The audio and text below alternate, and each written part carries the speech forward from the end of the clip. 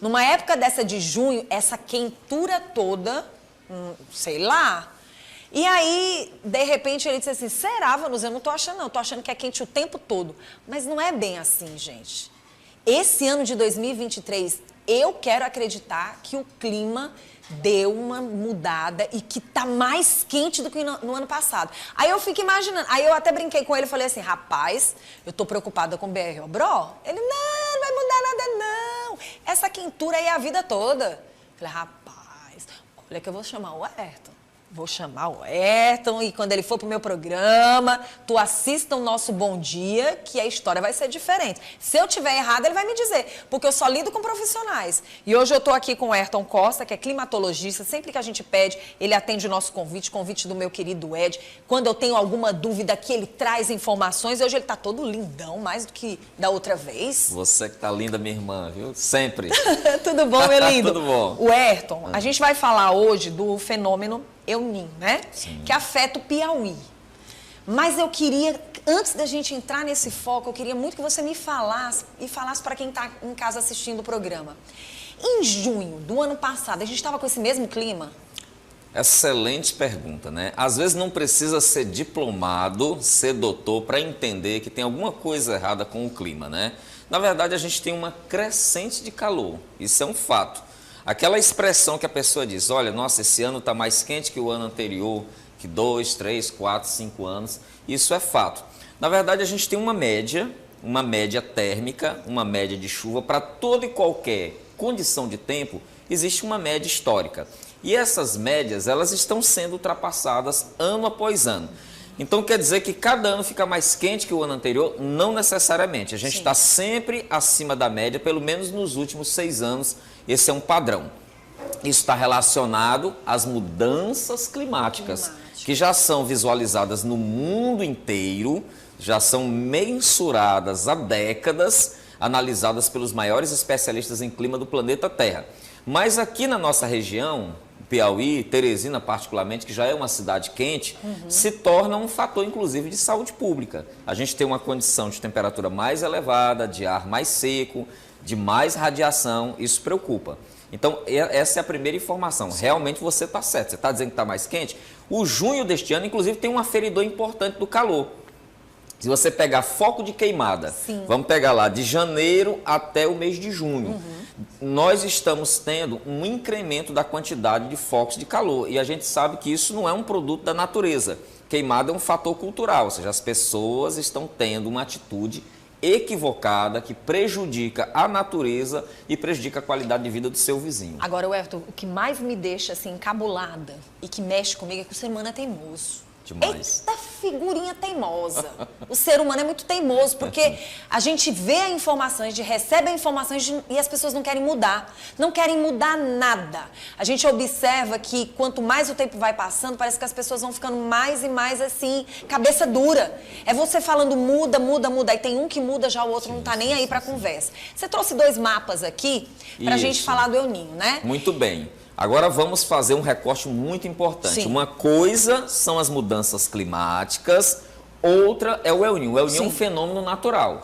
Ok? A gente sempre costuma falar, existe a Laninha e o El Niño. O menino, porque geralmente quando ele foi identificado pela primeira vez, foi no mês de dezembro. Dezembro é o mês natalício, é o mês, né, do nascimento de Cristo, então fazia-se referência ao Natal. Porque as águas do Peru, justamente nesta área aqui, elas ficavam muito quentes, mas muito quentes mesmo. E quando isso acontecia, peixe, como dizia aquela música, o peixe que só gosta de água fria, né? Os peixes, os cardumes se afugentavam. E isso era notado como um fenômeno muito ruim para a economia pesqueira, até hoje no Peru. Porém, eles não tinham a compreensão do impacto que isso tem no clima. Então, isso é o El Niño, o aquecimento das águas do Pacífico, que ele muda o quê? Ele muda todo o regime de ventos. Os ventos, ou seja, a circulação no planeta Terra, ela é modificada. Como qualquer tipo de nuvem, Vanusa, qualquer tipo de chuva, ela precisa ser transportada pelo vento, porque a nuvem está paradinha lá. Então, ela é empurrada pelo vento até determinados países. Essa inversão distancia as nuvens de chuva do Brasil, consequentemente, mergulhando o nosso país numa estiagem, numa seca grave. Os 2 mapas que eu estou mostrando aqui, na verdade, são mapas aqui da Universidade do Maine, representando a temperatura. O primeiro, a temperatura geral. Observe aqui, o Como Piauí está está na aqui, ó, terra. muito quente. Tá Toda a vendo? América do Sul, Piauí está Bem muito o que a gente quente. acabou de falar. Isso, essa aqui foi a temperatura de ontem, bastante quente, acima da média.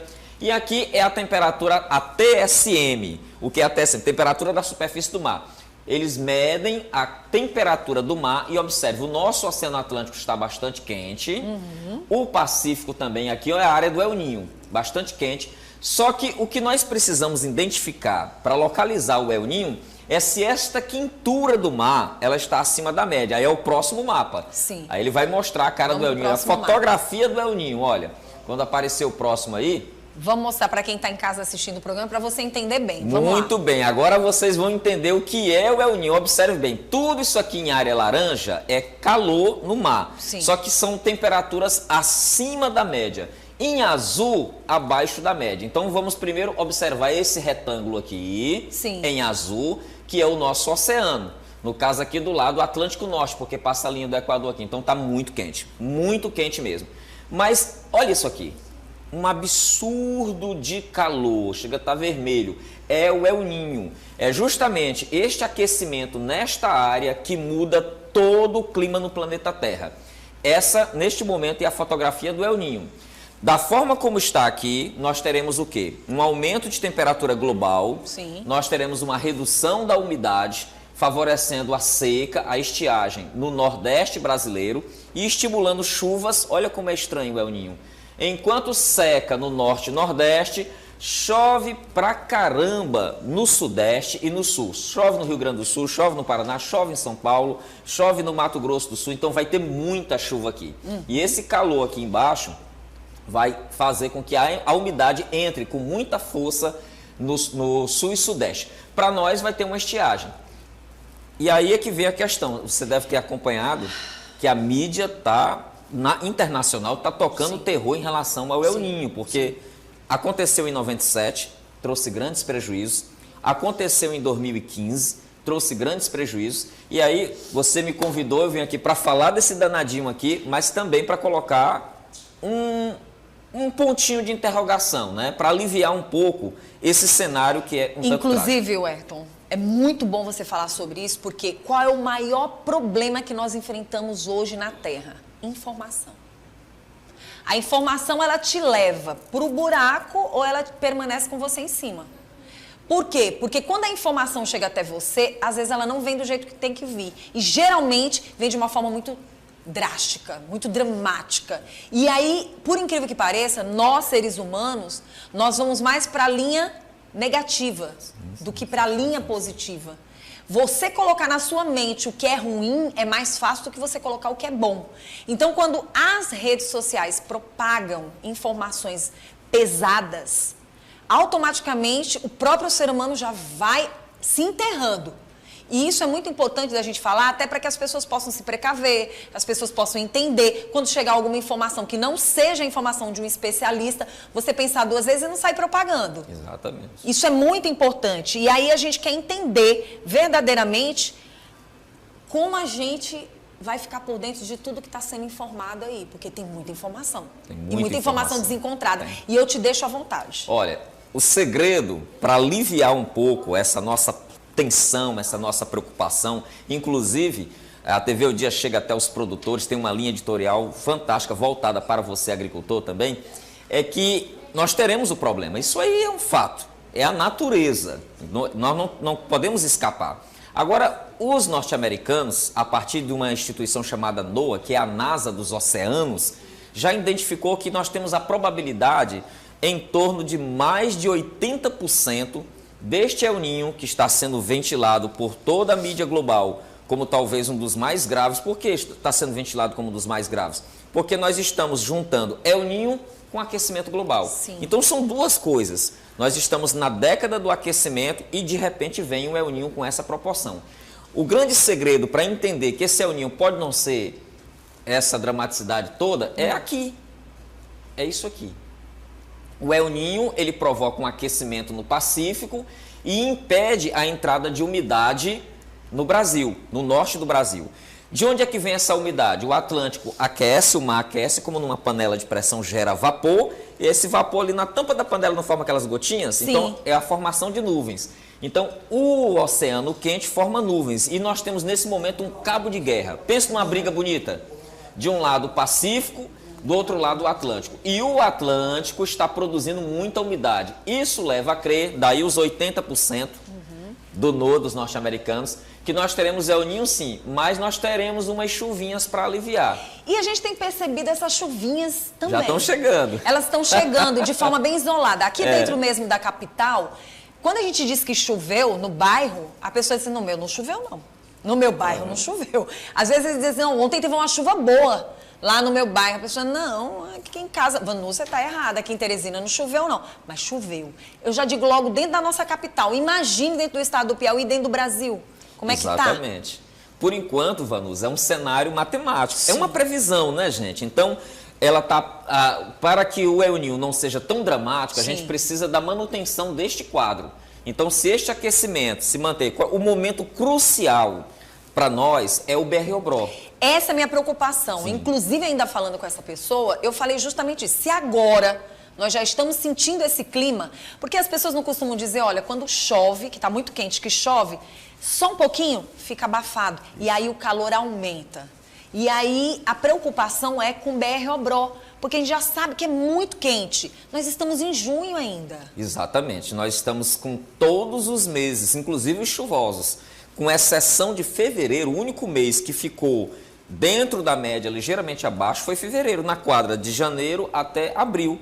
Em meses chuvosos, geralmente as temperaturas são mais baixas. Então, é uma sinalização de que temperaturas mais elevadas. Nosso BR-Obró vai ser quente? Não tem como, gente. Vai ser um BR-Obró quente. Nós vamos ter momentos de ar mais seco, como todos os outros períodos secos, todos os BR-Obrós. O grande diferencial é que nós estamos aqui trabalhando com esta previsão internacional para que este BR-Obró não seja um BR-Obró dramático, um BR-Obró altamente seco. Porque se essa previsão catastrófica, né, se concretiza, nós teremos o quê? Um aumento de doenças respiratórias, né? Você vai ter um padrão de ar mais seco e mais quente. Isso afeta o nosso metabolismo de N maneiras. Mas essa condição aqui, e a previsão do NOAA, que eu acredito muito no papel dos especialistas, ela aponta que vai haver uma atenuação. Isso significa o quê? Um BR-Obró típico, com chuvas ocasionais, com chuvas em novembro, dezembro, no sul e na Grande Teresina. Então vamos trabalhar com essa perspectiva. Eu sou um otimista. Eu também. Né? Agora, vamos ser sinceros, o ser humano também tem que ajudar. O ser humano tem que ajudar. Por exemplo, esse mês de junho, me desculpa, é tudo muito bonito, mas as queimadas não dá, gente. Com esse clima do jeito que está aí, pelo amor de Deus, vamos segurar isso daí, a gente também tem que se ajudar. O povo piauiense, nordestino, tem que se ajudar. Sabe? Porque são problemas que virão. Então, a gente tem que evitar, a gente tem que trabalhar esse meio ambiente de uma forma diferenciada. Ou a população muda, ou então a situação vem feia. E assim, ainda falando, como vai ser no campo? O que a gente fala para os homens do campo? Muito bem, né? Esse período que nós estamos caminhando para a estiagem, realmente é um período em que o ar realmente vai ficar mais seco, temperaturas mais elevadas. A agricultura praticamente não se movimenta muito nesse período. Apenas quando começa lá no início da pré-estação, entre outubro e novembro, já começam os primeiros trabalhos no sul do estado para a preparação das roças. E aí é que a gente chama bastante a atenção do agricultor, né? A gente nunca vai conseguir ter a queimada zero. Em alguns casos, uma prática cultural, eles vão queimar. Mas o X da questão é como queimar. Existem regras estabelecidas pelos órgãos governamentais, pelo IBAMA, pela SEMAR, o Corpo de Bombeiros e a própria SEMAR fazem treinamentos sistemáticos com brigadas. As pessoas precisam ter a queima controlada com segurança para evitar que isso se torne um incêndio. O grande problema que nós enfrentamos hoje no Piauí é que nós temos ambientes muito fragilizados, a gente tem o cerrado, a gente tem a caatinga, qualquer fagulha se transforma num incêndio de grande proporção e a gente precisa evitar o prejuízo para a natureza, a ameaça ao patrimônio das pessoas e principalmente ao ativo maior que é a vida.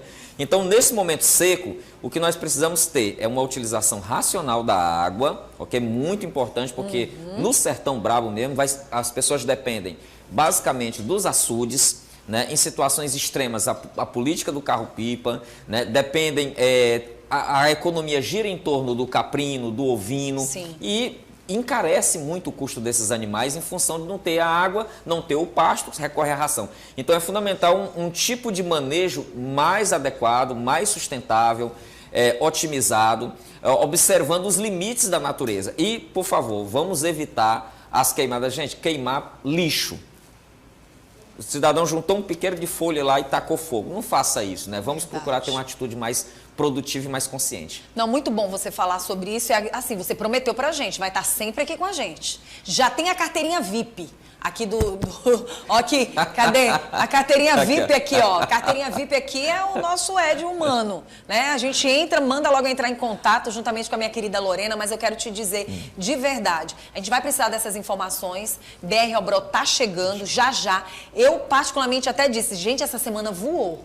Passou muito rápido, tá tudo indo muito rápido. Já é férias e aí a gente tem que abrir os olhos das pessoas, né? E a gente observar que esses peixes, algumas novidades também de alguns peixes diferenciados acabam vindo também pra praia, né? A gente tem que ter muito cuidado, viu, gente? Olha, por exemplo, pessoas que vão ao litoral, aqueles períodos das férias, né, de veraneio de julho, com várias questões de risco.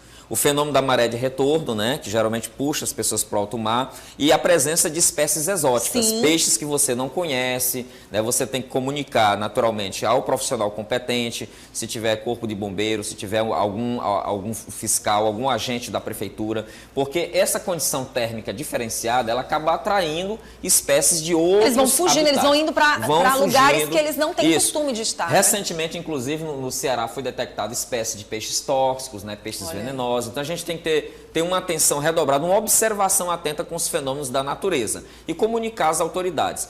Mas, de modo geral, a gente não pode perder o encantamento, né, de prestigiar a nossa natureza, prestigiar com muita responsabilidade, com muito zelo, para que a gente possa ter o nosso litoral, as nossas matas, o nosso campo preservado para que os nossos filhos e os filhos dos nossos filhos possam usufruir dessa beleza. Muito bom. Wellington, foi um prazer receber você aqui para a gente falar sobre esse assunto e vou te esperar mais vezes. Vou deixar setembro chegar. Com certeza, viu? Conte com a gente, viu? Tá bom, muito obrigada. Quem quiser entrar em contato com você, tem o Instagram também, né? Tem, nós estamos com o Instagram, @prof_Werton. Aí você fala com o Homem do Tempo. Seja sempre bem-vindo ao nosso programa. Gratidão, querida. Muito bom, né, gente?